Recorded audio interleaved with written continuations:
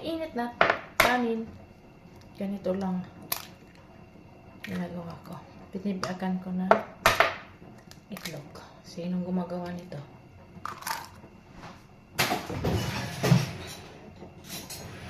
Tapos nilalagyan ko siya ng asin. Lang ha. Ayan. Ito lang. Tapos i-mix lang yan.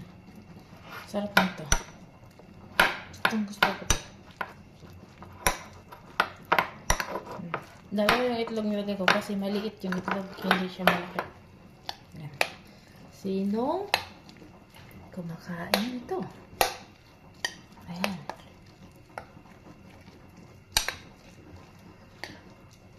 Sa Pinas ginagawa ko to.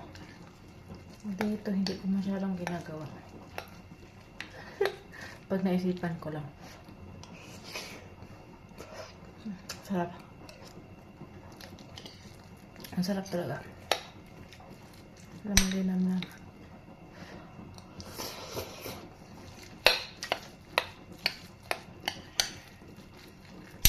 Painit na kanin at saka biyakan mo ng itlog. Lagyan mo ng asin. Mix mo sa dapat mainit na mainit yung kanin nyo ha.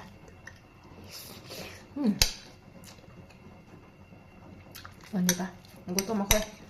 Hindi ako kagabi pa na ako kumakain kanin. Ngayon doon. Bye bye.